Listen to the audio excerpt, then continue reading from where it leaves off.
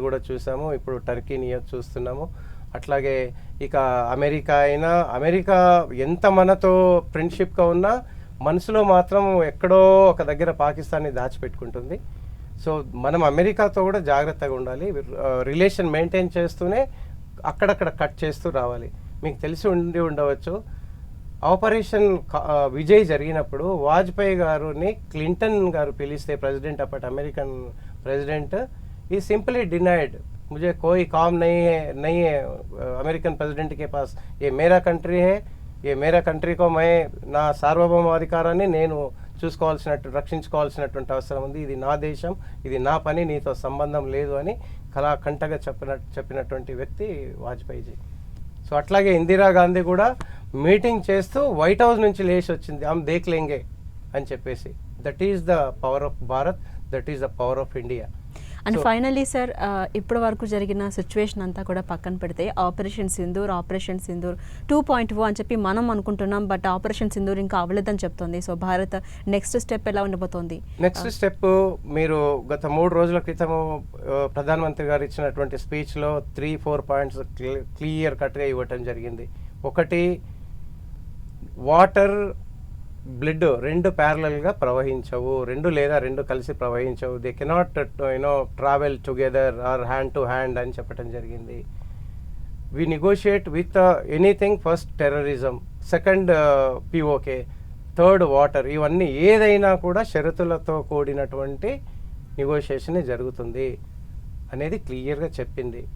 టెర్రరిస్టులు ఎక్కడున్నా కూడా మేము చొరబడి కొడతాము అని చెప్పడం జరిగింది. The act of terror will be considered as a act of war అని చెప్పటం జరిగింది. ఎక్కడ టెర్రరిస్ట్ యాక్టివిటీ ఉన్నా కూడా మేము వార్ కిందనే కన్సిడర్ చేస్తామని చెప్పడం జరిగింది. ఈ పాకిస్తాన్ ఈ డీబ్రీఫింగ్ అంటే ఏంటి అని అంటే, మనం ఎయిర్పోర్ట్లను కొట్టాము, ఆ గుంటలు పడ్డాయి, పెద్ద పెద్ద మాస్ హోల్స్ పడ్డాయి, వాటిని పూడిపించి, అది కాంక్రీట్ ఉంటుంది, రెడీమేడ్ కాంక్రీట్, చాలా ఫాస్ట్గా క్యూర్ అవుతుంది, అవన్నీ వేసి ఫిల్ చేసి ఉంటారు. మళ్ళీ ఏదైనా నెక్స్ట్ ఆలోచన వచ్చే లోపల పాకిస్తాన్కి మళ్ళీ సింధూర్ 2-3 ల్యాండ్ చేయాల్సి ఉంటుంది. ఎందుకు అంటే మనము గత 70 సంవత్సరాలుగా చూస్తూనే ఉన్నాం. 1947, 1965, 1971, కార్గిల్ వార్ 99, తర్వాత మన పార్లమెంట్ పైన అటాక్ చేశారు, ముంబై సిటీలో తాజ్ హోటల్, ఇది రైల్వే స్టేషన్ ఆ ఏరియాలో అటాక్ చేశారు, తర్వాత మొన్న ఉరిలో చేశారు, తర్వాత పుల్వామా అయింది, ఇప్పుడు పహల్గామ్ అయింది, ఇంకా జరుగుతూనే ఉంది. ఇంకా స్ట్రాటజీ ఎలా ఉంటుంది అనేది మనం చెప్పలేం. కనుక పాకిస్తాన్ని నమ్మేటటువంటి పరిస్థితి లేదు. ఈసారి మనము డిఫెన్సివ్ మోడ్ నుంచి డిఫెన్సివ్ అఫెన్సివ్ మోడ్కి రావాలి. డిఫెన్సివ్ అఫెన్సివ్ ఏంటంటే, మొన్న ఏం చేసాము, టెర్రరిస్టులను కొట్టి మనం హాయిగా కూర్చున్నాం ప్రిపేర్ అయ్యి, బిడ్డ ఇప్పుడు చెప్పు ఏం సంగతి అని. తర్వాత ఏమైంది, వాడు చూసి వాడు ఏదో డ్రోన్స్ తెచ్చుకొని, ఏదో సామెత ఉంది కదా, అది తెచ్చుకొని అమ్మో ఈ డ్రోన్స్ వల్ల ఏదో చేద్దామని అనుకున్నాడు. వాటిని ఏమంటారు, చిన్నపిల్లలు దివాళీలో పట్టు కాల్ చేస్తారు కదా, అలా కాల్ చేశారు మనల్ని వాటిని.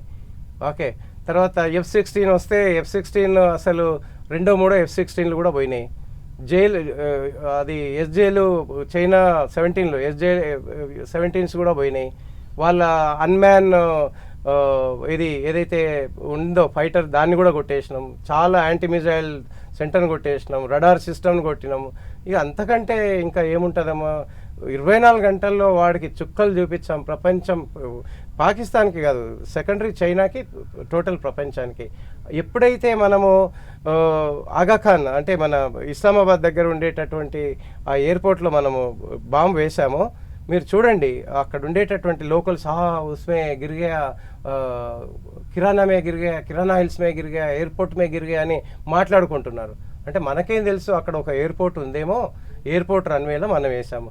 మనకి ఇప్పుడు అర్థమవుతుంది ఏంటి అంటే, అక్కడ ఒక ఎయిర్పోర్ట్కి కనెక్ట్ అయ్యి ఒక కిరాణా హిల్ ఉంది, దానికి ఒక ఇన్నో ఉంది, ఒక అవుట్ ఉంది.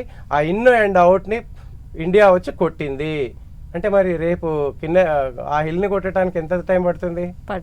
ఏం టైం పట్టదు కదా. సో అదే అర్థమైంది. లెటస్ సీ, మనం అంటున్నాం మాకు తెలియదు బాబు నేను న్యూక్లియర్ అసెట్ అని, ఇంతకుముందు కూడా చెప్పాను, మళ్ళీ చెప్తున్నాం. Let's wait for Pakistan to clarify. అవును మీరు ఇన్ అండ్ అవుట్లో డిస్ట్రాయ్ చేశారు అని వాళ్ళ నుండి వార్తలు రానిద్దాం. సో ఆ విధంగా పాకిస్తాన్కి దెబ్బ కాదు, we taught the lesson to the Pakistan, not only Pakistan, China, ఆ తర్వాత ప్రపంచానికి భారత్ యొక్క ఎఫెక్టివ్నెస్, భారత్ యొక్క అంటే నీతి, అంటే స్ట్రాటజీ, ఇవన్నీ కూడా నేర్పించాం.